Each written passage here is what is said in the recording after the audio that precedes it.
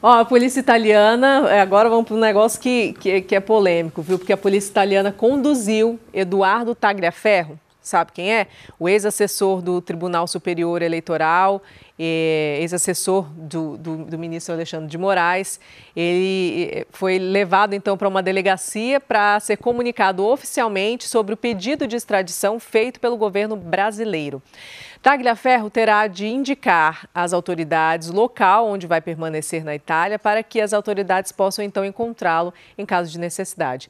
Além disso, a Justiça italiana, como medida cautelar, proibiu o ex-assessor do TSE de sair da Itália, devendo, então, permanecer residindo no endereço que indicou às autoridades. Ele também não pode deixar o município de Torano Castello, na região de Calábria, sem autorização judicial. O pedido de extradição apresentado pelo Ministério da Justiça ao governo italiano foi determinado pelo ministro Alexandre de Moraes, de quem, então, Tagliaferro foi assessor no TSE. O documento da Justiça italiana também relata que foi feito um pedido pelo Brasil de prisão de Tagliaferro em julho de 2025. A Justiça da Itália, no entanto, ressaltou que o ex-assessor não tentou fugir, mesmo após as acusações contra ele virem a público, e rejeitou, então, prendê-lo. Tagliaferro é acusado no Brasil dos crimes de violação de sigilo funcional, coação no curso do processo, obstrução de investigação de infração penal que envolve organização criminosa e tentativa de abolição violenta do Estado Democrático de Direito. Parece que está todo mundo respondendo por esse crime aqui. Fala aí. Esse é até um ponto, né, que eu queria comentar, que é a tentativa de abolição violenta de Estado Democrático de Direito.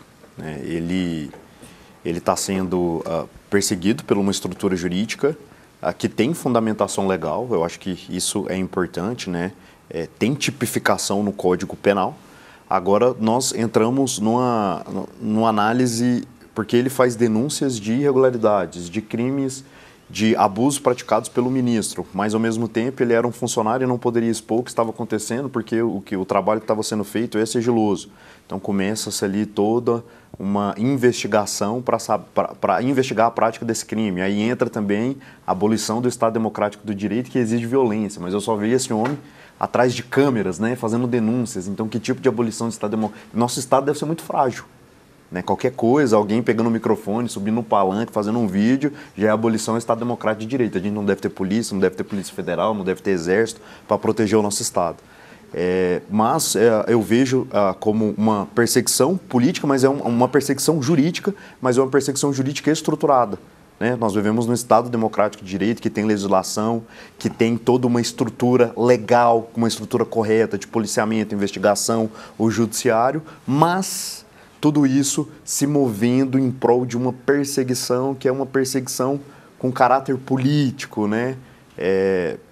De uma pessoa que está denunciando ali o ministro Alexandre de Moraes por abusos e irregularidades. Então, esse é o grande ponto. O que se deve fazer nesse caso? Senta na Polícia Federal e conta o que aconteceu, e a Polícia Federal investiga e arquiva, porque é um ministro do STF, abre uma câmera, denuncia, abre para todo mundo o que estava acontecendo no TSE. É uma situação complicada. Professor, uma dúvida que fica na minha cabeça em toda essa situação, igual o Cairo também falou, existe um processo, enfim, né? Por que é que nada, pelo menos que eu saiba, do que esse cara, de forma lícita ou ilícita, conseguiu de provas que ele acusa, né? Por que nada disso está sendo investigado por alguém, né?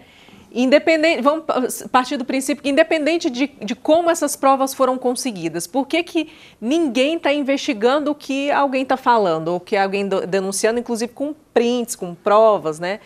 É isso que às vezes fica na cabeça de boa parte dos brasileiros. Não tem problema em investigar e verificar se a conduta do Tagliaferro é correta, mas que também se investiga aquilo que ele está falando, as provas que ele está trazendo.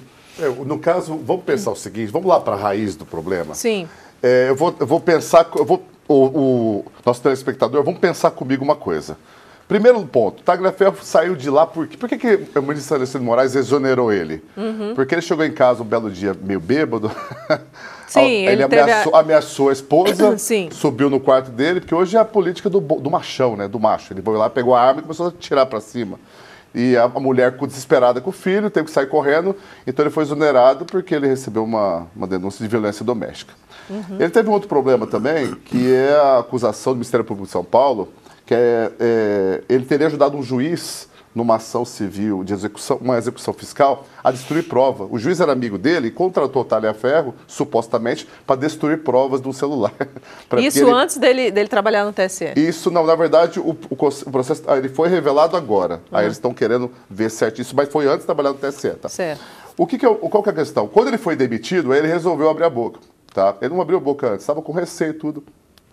Ele começou a abrir a boca, acusando e fazendo uma acusação que é legítima, ele pode acusar, de que o ministro Alexandre de Moraes, então presidente do TSE, as provas que ele solicitava, as informações que ele solicitava, eram feitas de forma irregular. Aí o ministro Alexandre de Moraes alega o quê? Espera um pouquinho, vocês produziram documentação que eu anexei no processo e que está tudo público.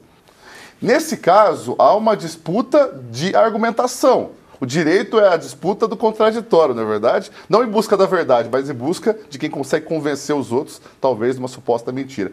O que seria ideal?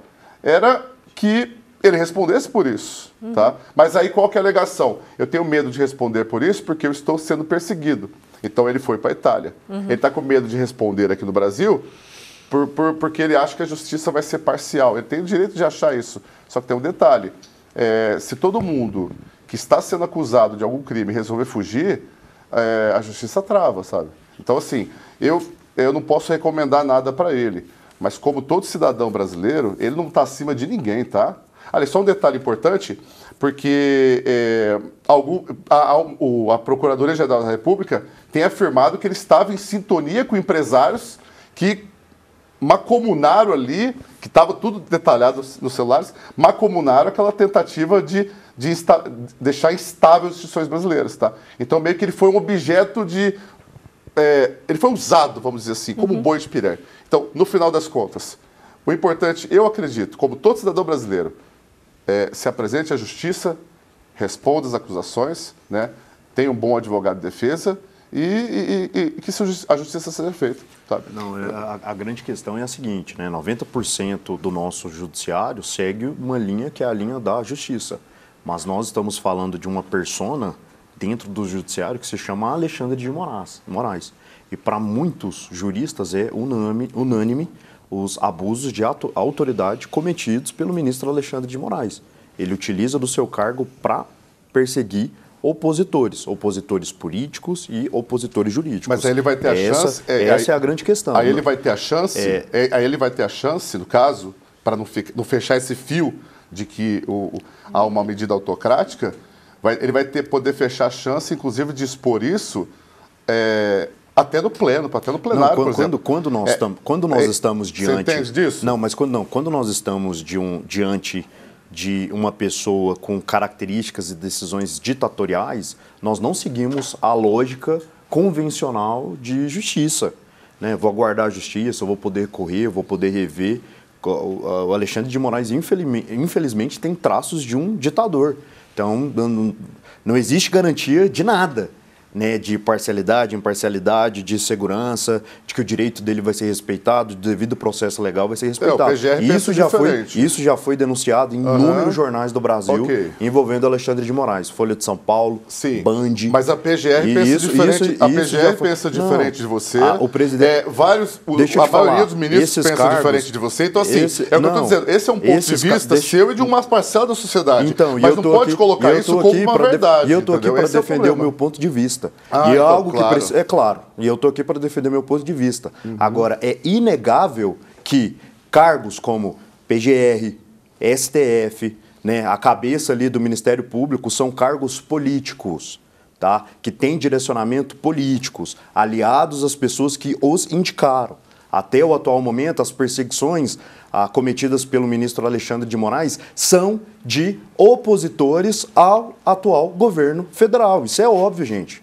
Faz parte infelizmente, isso faz parte da política de Brasília.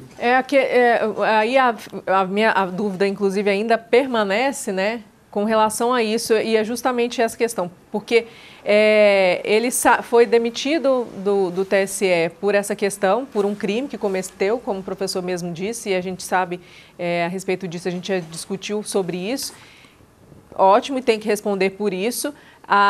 Como essas provas ele conseguiu também, né? Eu acho que tem que responder por isso. Agora, a pergunta que fica é por que, independente de como foi conseguida, ninguém analisa a denúncia em si. Por que a denúncia, independente de como foi conseguida? Igual eu estou no meu ambiente de trabalho, né? Eu percebo que o meu chefe ou uma pessoa do meu lado está cometendo um crime. Eu, para garantir o meu emprego, eu permaneço e fico quieta, mas eu gravei tudo, sem autorização de ninguém, muito menos da justiça. E aí eu vou lá e denuncio, aconteceu isso. Eu falo assim, não, mas isso aqui você pegou de forma irregular. Não, mas eu estou te mostrando a prova de um crime, independente de como eu consegui. O mínimo que deveria existir é você, pelo menos, ir atrás de investigar. Mas não é isso que está acontecendo. E ninguém entende. Bom, pelo menos boa parte da população não entende por quê, né?